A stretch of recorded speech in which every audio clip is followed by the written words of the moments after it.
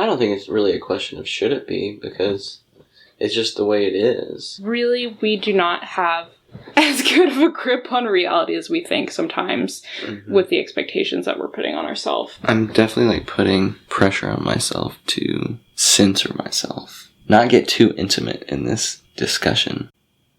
The name More Mindful Than You is a contradiction. Mindfulness isn't about competing or being more of something than anyone else. It's about searching through your soul, living from your heart, and making an effort each day to live through the truth of what is really real. The only place we can start from is now. Hi, you're listening to the first episode of the More Mindful Than You podcast with your host, Candace Wade. And on today's first episode, we have Josh Cagle. Hey guys. The title for More Mindful Than You is a joke. No, this is not a brag about how I or whoever else is more mindful than anyone else. It's actually about how our society kind of makes everything into a competition. I look better than you, I'm happier than you. And so whenever we bring ourselves into a place of mindfulness, it's the exact opposite of doing any of those things. And thus making it into a competition is not possible. So, Josh and I have known each other since like junior year of high school. Yeah. And ever since then, we've definitely been known in our friend group to be two people that have all of these wonderful existential conversations. At least we think so. At least we think so. So we're going to get started. I'm just going to ask you some basic questions, then we'll get into the talking points. So what are you doing with your life right now, Josh? Since I'm so much more mindful than the rest of everyone else, I meditate 25 hours a day. So, no, I don't know. No, in terms of working on myself, I feel as though I've fallen off a bit. Which is easy to do. Yeah. Most people do that. I was looking on Google Trends the other day, and I was looking for different words like meditation, Buddhism, mindfulness, and they were basically all peaking in the winter, plummeting in the summer, because Google Trends is showing you the amount of time someone Googles something. So people would Google meditation more in the winter than the summer. Mm-hmm. And that was a constant pattern since, I don't know, whenever Google started, 2004, I think it went back to. Mm-hmm. That definitely makes so much sense because it's just in any other way that people put their life on hold in winter because they feel like that's the time that they should be working on themselves. That's the time that New Year's Eve is. And then summer, it's like, okay, finally.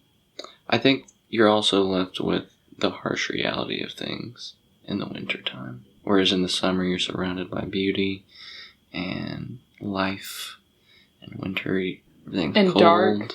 You definitely feel more alone, which is not inherently a bad thing, but you're definitely left to your own devices a bit more. Especially being in college, that the time that I would be spending meditating, that's the time of the year that I'm wrenched over in anxiety and stress over classwork and finals, which I really shouldn't be, because in the grand scheme of things, does any of that actually matter? Right. But that's another good point, because I feel like it's easy to say, in the grand scheme of things, this doesn't matter, but you can say that to yourself a million times and then still not feel like you should stress less. Yeah. Because in some way, you feel like your stress is, like, helping you meet that goal. Yeah. And without it, then you would just let yourself be taken over by your own devices and proceed to fail out of your classes or do whatever, which also failing out of your classes would, in the grand scheme of things, wouldn't make that much of a difference, but in your mind, that's like the exact opposite. Right. That's like what we were talking about. Where does restlessness come from? And we kind of said ego, which honestly sounds like such an elusive word, but really at the end of the day, ego is just all of the thoughts that you're attaching yourself to. Mm-hmm. And identities. Those identities cause you to want to do things other than to be present and to accept whatever is coming to you instead of change them to your will and have more control over who and what you are. Yeah, and I think that's it's funny. I don't know how funny it is, but it's interesting, I guess. Like how many identities I rifle through during a day and how differently I react to things. based on where I'm residing. So give me an example of what you mean by that. So, like, if you wake up, which identity are you changing from that person who wakes up out of sleep into the day? I think that gets into a whole nother thing. I don't really think I necessarily, for the most part, I don't think I have an identity while I'm sleeping, unless I'm, like, I would agree with that. Deeply entrenched in, like, a very vivid dream. Lucid dreaming. Right. Yeah. And so... it kind of fades away. Yeah. And so I think, like, if I'm lucky, like, for a good couple seconds, I'm still in that space when I wake up. But then I remember where I'm at, how I'm feeling, and how I felt the day before. And then I take my first puff of nicotine for the day, and it's all over. But no, I think... and that changes day to day. But I think the best example I have was just, like, yesterday. It was actually, I had, like, just gotten into my car, and I was leaving my apartment complex, like, about to drive here. I think, like, it's like a Logic song or something came on, and, like, there's something about... rap music that places me into a... well, not necessarily rap music, because there's a multitude of different feelings and identities I can take on with rap music, but I don't even remember what song it was, but, like, whatever song it was, it definitely brought out, like, a confident feeling, but it was, like, a surface level. Like, you want to display your confidence to other people. Right. So it was, like... assert your dominance. Exactly. And so, like, and how that portrayed itself was, like, turning up my music with my windows down. Yeah. Never done that before. Looking at every person that I found attractive out of my windshield and windows and hoping they noticed what I was doing. Say I was in the exact same situation, but, like, some Crosby, Stills and Nash song came on. Which is what kind of music? I'm more thinking of, like, a very, like, upbeat, moderately paced. I don't know, I would have just been feeling myself. I've definitely put a lot of thought into kind of this idea of thinking, feeling, or subconsciously doing either of the two about why we need to be somehow different for other people. Because I think most people are, and I think there are very few times whenever you are completely 100% yourself in front of the eyes of your friends or your family or coworkers, especially coworkers or whoever else. I think a lot of it has to do with expectation. I think that expectation makes us feel like we in some way have to live up to this expectation, because if we don't, then we'll be an outcast. And if not an outcast, then we'll be that guy who isn't fitting into the box, that guy who isn't going to get the job that they want because they can't act this way. My final conclusion about all of that, a lot of those things that we think other people are expecting of us, they hardly ever are. I think a lot of the time that people expect me to be on top of my game 100% of the time, whenever really I'm the one putting that expectation on myself. So I think a lot of the expectations that we say, oh, well, you're expecting me to do this or that, even if it's true, you're also the middleman for yourself, putting that onto yourself. No, I think you make a really good point. I think a lot of it's based in fear. But both fear of not meeting the status quo, and then also fear, like a deeper fear of being intimate and vulnerable with people. Because, I mean... Can you elaborate on that? Yeah, because, I mean, take your family, for instance. And even, like, your closest friends. Like, you're not necessarily ever 100% yourself with them. Like, I know I'm not. Like, you're scared of what they might say or how they might react to you being completely open and honest all the time. And there's a discomfort in that. And so you take on these identities. So you just don't do it because we've been doing that for so long, or because it's in some ways not worth the discomfort. It's easier to put on the identities. And is it most beneficial? I wouldn't say so. Not saying that, like, my mind doesn't still work that way and I don't act that way, but I mean, deep down, definitely, I know it's better to. Right. But it's hard. Yeah.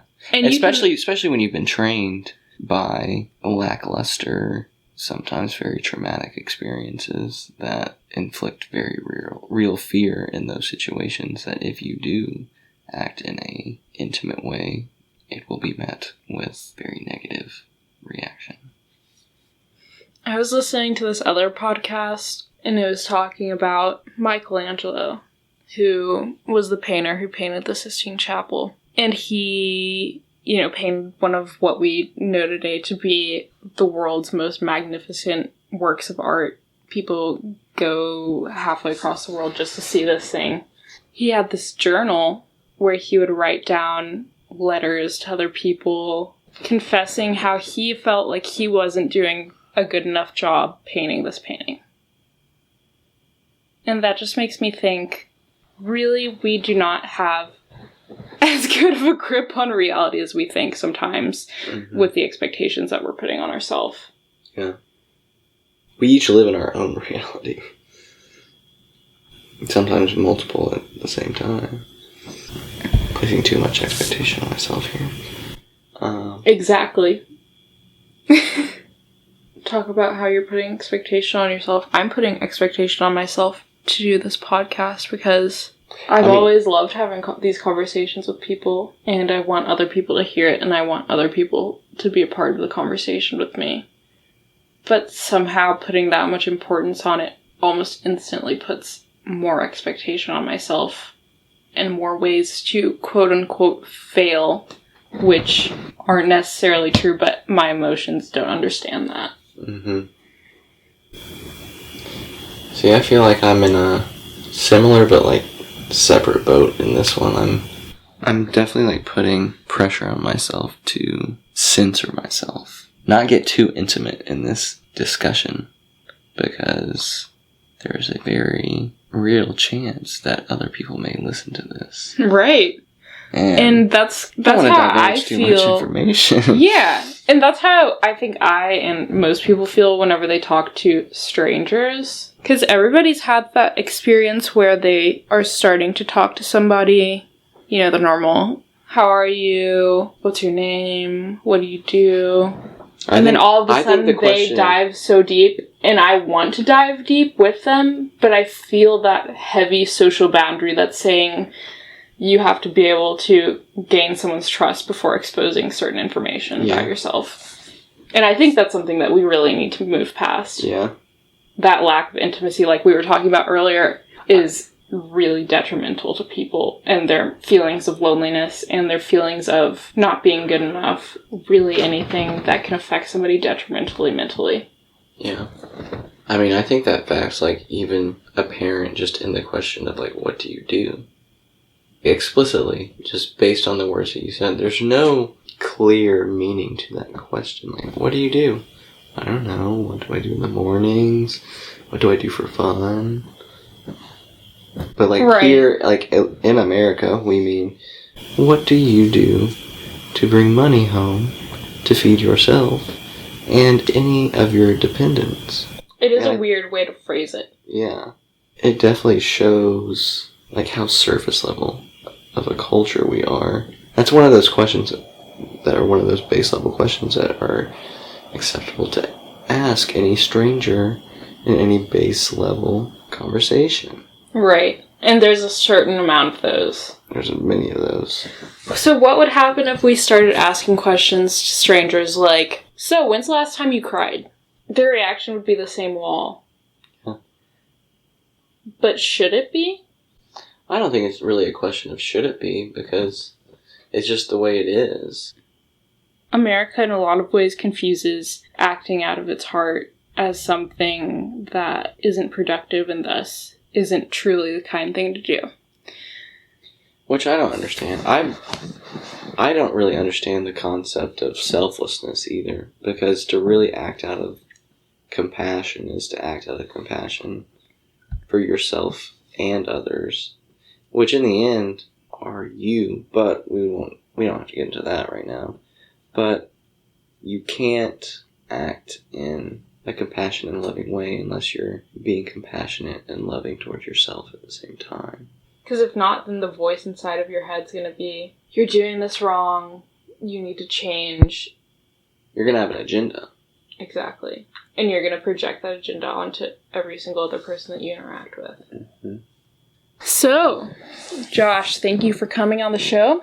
Have any last words? Any words of what's like your pondering thought for the week that you want our listeners to think about? Just be honest with yourself. Listen to yourself. I won't give any interpretation. Just interpret it as you will, wherever you are in your own journey. And yeah, thanks for having me, dudes.